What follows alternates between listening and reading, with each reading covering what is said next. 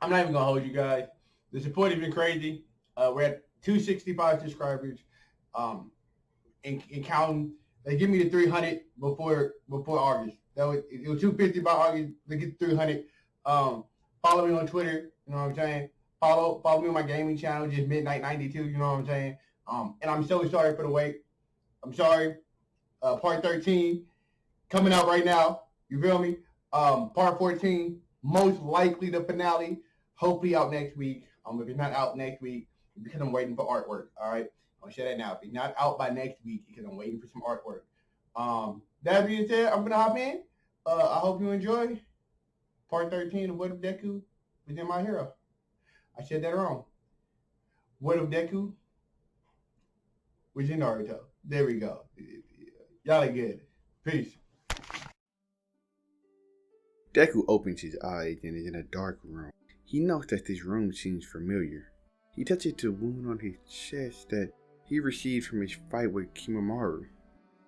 That reminds him that he dreamed this room before, immediately after that fight, when he was sitting at death's door. Then hits him. He's died. As he stands there, all alone, he starts thinking about Naruto, hoping that he was able to defeat pain. Rivers of tears start to flow from his eyes as he thinks about all those in the village he was unable to truly help. He then says that Danzo might have been right. As those words escape his mouth, he hears a voice come from the darkness that oddly puts him at ease. "Oh, how unfortunate to see you here so soon, young Deku." Deku turns around and sees that it's the third Hokage. The third continues to talk, stating that Deku's thoughts of Danzo being right do hold some truth to it. Danzo might seem cruel and uncaring, but everything he does is truly because he loves the village more than anything else. Danzo is just the other side of the third Hokage's coin. Deku replies that he thought the same, but after Danzo left the village all alone during Pain's attack, he's not so sure.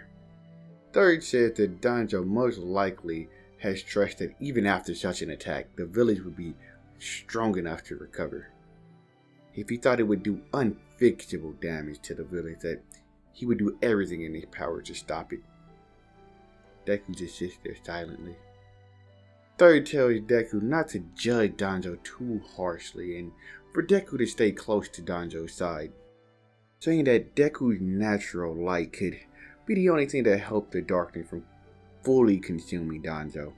This confuses Deku, who asks how he could stay close to Danzo when he's already died. The third simply smiles at Deku, who then opens his eyes and is surrounded by Ino, Choji, and Shikamaru. Deku looks around and he asks what happened, and Shikamaru explains that for some reason everyone that Pain killed is coming back to life. Deku smiles and says that Naruto must have did it. Ino hugs Deku and says that they did it. Choji says that they were getting a play-by-play of Deku's and Naruto's fight versus Pain by Hinata. Deku took out half the pains by himself, so he shouldn't belittle what he was able to do.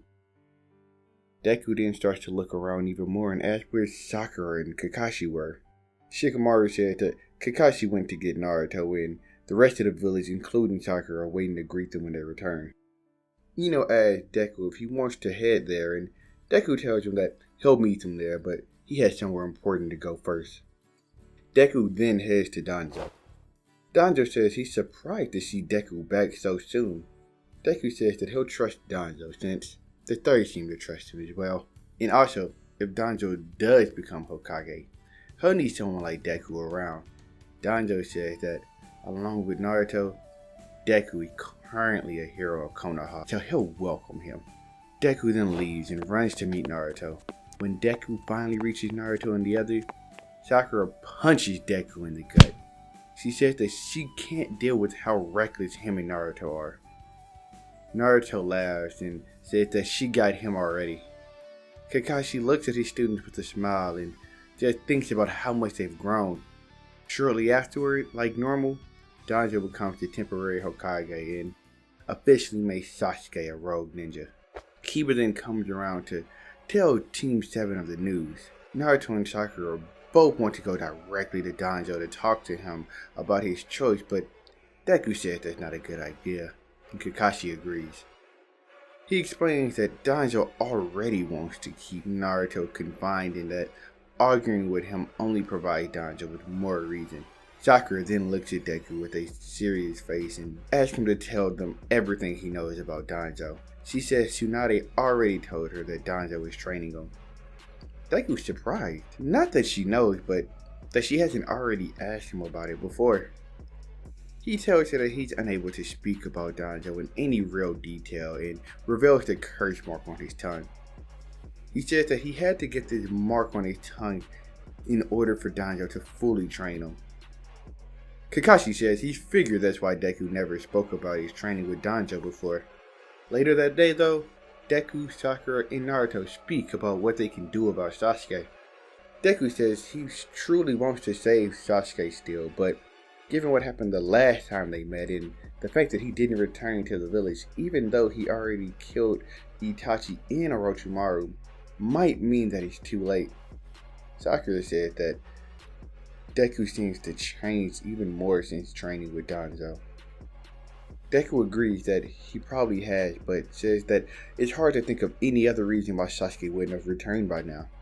Suddenly, Deku puts up his earth armor and grabs his bow staff off of his back. This startles Naruto and Sasuke, who are late to notice the two cloud ninjas who are there pointing their swords towards them. They tell Team 7 to give them all the information they have on Sasuke since they seem so close to him. Deku quickly slams his bow staff down, putting earth chakra around it, destroying the swords. Naruto then makes a shadow clone jutsu and closes in on the two ninjas. They jump back and Sakura asks them what they want with Sasuke. They then explain that he attacked the hidden cloud village and kidnapped their teacher for the Akatsuki.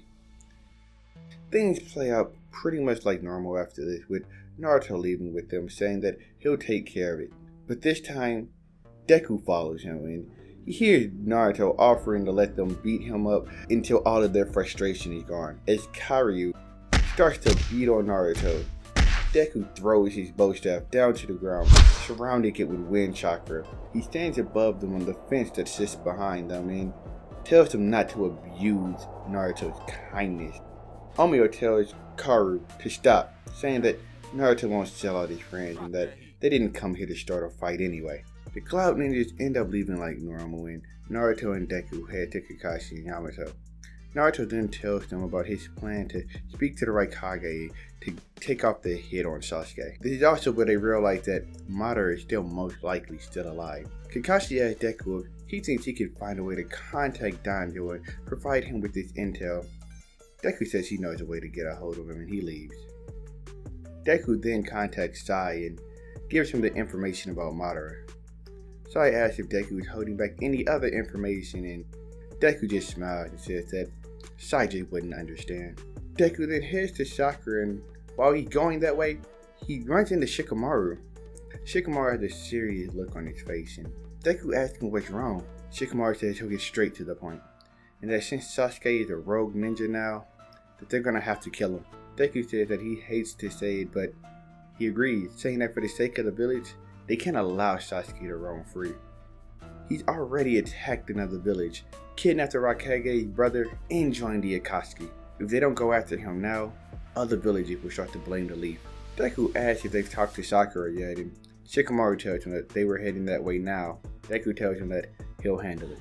When Deku finally finds Sakura, who asks him what happened with the Cloud Ninjas, Deku explains that Naruto was willing to let them attack him in order to keep Sasuke safe, but that he stopped them before any major was done, so she doesn't have to worry. She then asks where Naruto is, and he explains that he went with Kakashi in order to speak to the Raikage to convince him not to go after Sasuke anymore. Deku says that the Raikage will most likely not change his mind and that they should be prepared for the worst. Deku then pauses. Sakura then asks Deku what's wrong and he hesitates but forces the words out, saying that they have to stop Sasuke themselves. Deku says that he should be the one to handle it since he was unable to keep his promise to her to protect him and Naruto. After hearing this, Sakura starts to shake and cry. Deku tells her that he's sorry for being unable to keep his promise. He says he's going to head off to tell Naruto as well. As Deku walks away, Sakura tells him to wait and that she's going to head off with him. Deku asks if she's sure, and she says she is. Deku then gathers Kiba, Shikamaru, and they head to Naruto. Once they meet Naruto, Sakura tells him and Deku that she has something to say. She then tells them that she's over Sasuke in their promise. She says that she cares more for them than she does Sasuke. Deku is like a brother and she thinks she might love Naruto.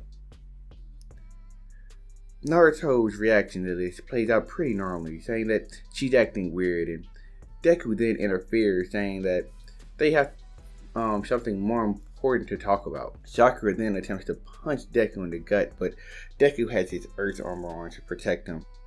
He tells her he's sorry, but then goes ahead and tells Naruto about their plan to kill Sasuke. He says that he actually plans on going after Sasuke now, which is one of the reasons why he brought Kiba along. Kakashi steps in, telling Deku that going after Sasuke by himself would be reckless. Deku agrees and says that he would want Naruto to help, but understands if he won't. Naruto then asks Deku what happened to him, saying that he seems colder than normal. Deku says that's probably because of his training with Danzo, and that the attack on Pain has probably pushed him a little further to thinking like him as well. But hopes that no one gets confused because he doesn't really have any desire to kill Sasuke. But for the sake of the village, it's just something that must be done. Deku then leaves and says that he'll leave a troll for them to follow if they decide to go. Deku then runs off with Kiba, and while the group heads to Sasuke, Deku notices that the curse mark on his tongue is gone. He tells everyone that Danzo must be dead. This surprises Sakura and the others, who wonder what could have happened. Shikamaru says if the trend continues, it's probably because of Sasuke. Kiba then catches Sasuke's scent. Deku tells him that when they get to Sasuke, to let him handle the fight, and for them to just play support, saying that if things go for the worst, that they should leave and get Naruto and Kakashi. When they finally meet Sasuke, Deku asks if he was the one who killed Danzo. Sasuke laughs, saying that he was and that he'll kill Deku as well if he gets in his way. He then tries to use his Susanoo, but it fails. When Deku notices that Sasuke is weak, he puts wind chakra into his feet and around his bow staff, and he blasts himself forward towards Sasuke.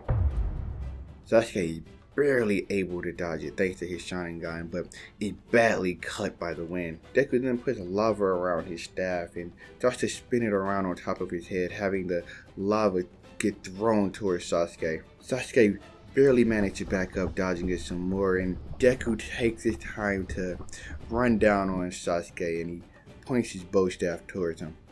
As he has his staff pointed towards Sasuke's face, who's sitting on the ground with a frustrated look, he tells Sasuke he's sorry that he was unable to protect him.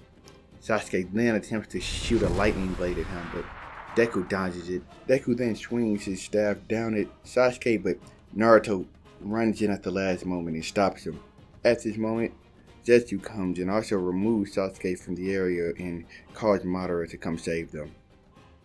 And this is where we're in part 13 of What If Deku was in Naruto.